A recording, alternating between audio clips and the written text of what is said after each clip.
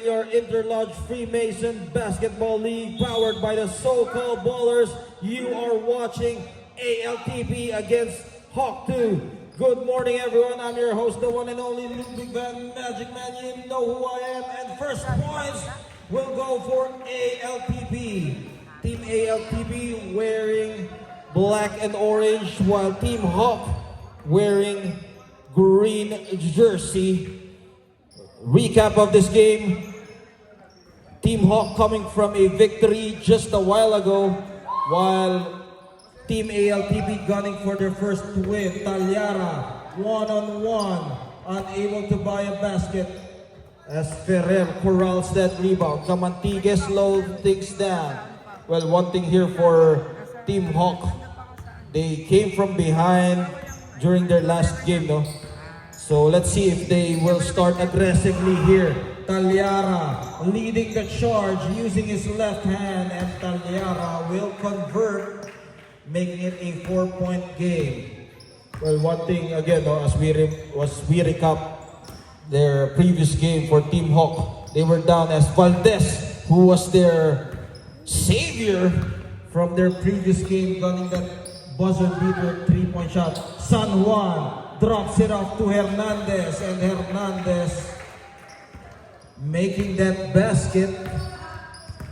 6-0 with that short slab coming from the assist of Monroe San Juan.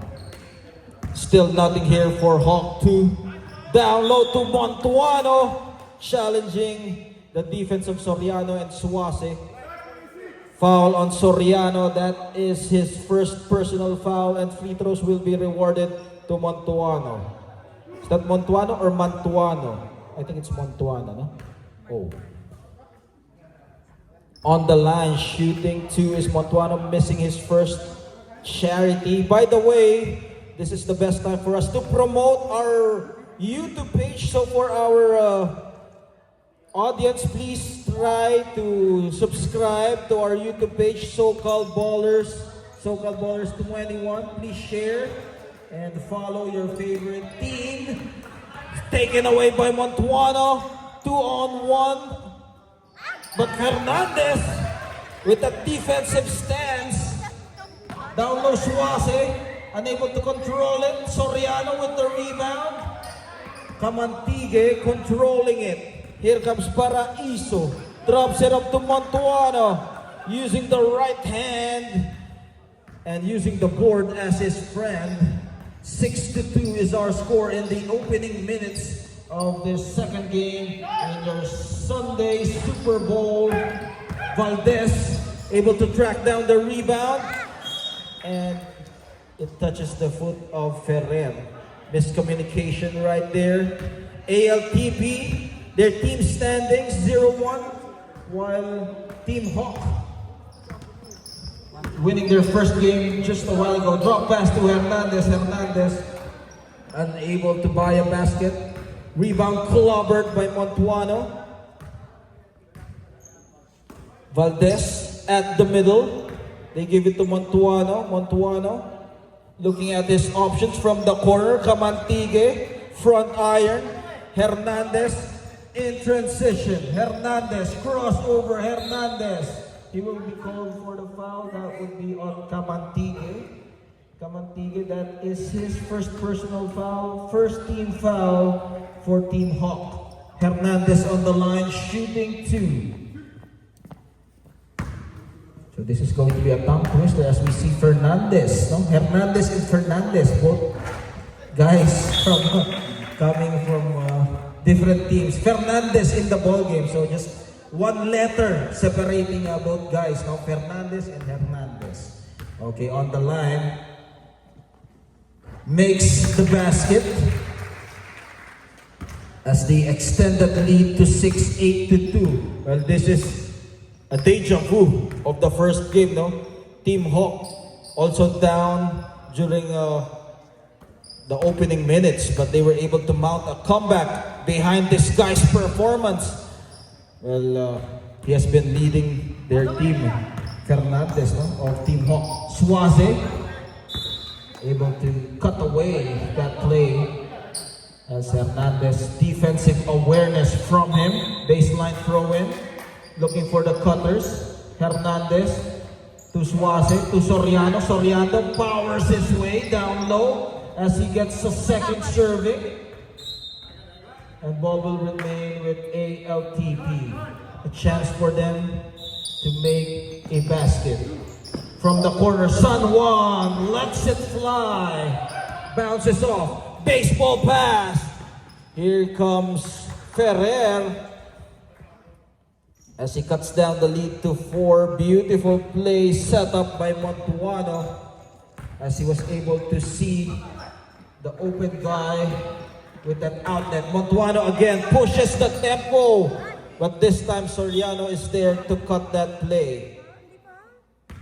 Oh, it will be a turnover as ALTP. Hernandez, quick throw. And Valdez will slow things down here. Fernandez will be manning the point guard chores. Crossover, sudden change of pace as Montuano connection. Fernandez to Montuano, reverse layup. And all right, so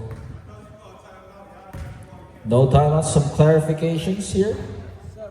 So play continues. Oh yeah, over here.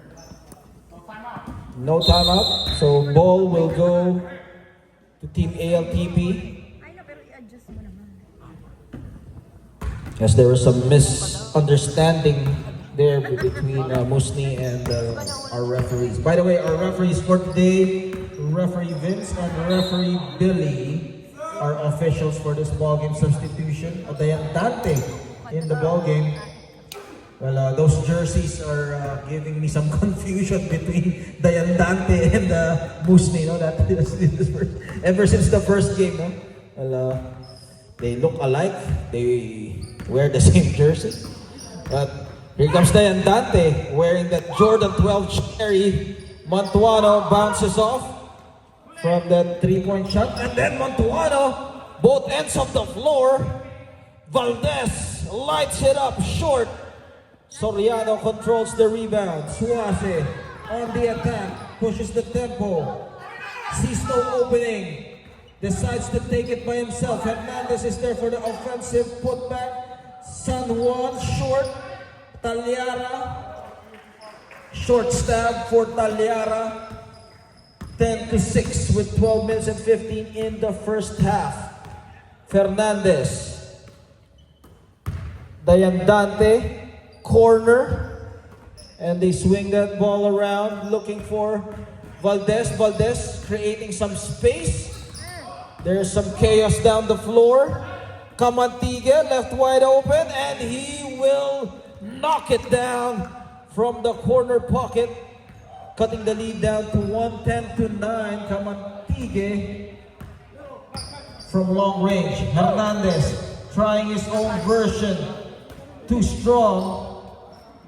A chance for Team Hawk to grab the lead.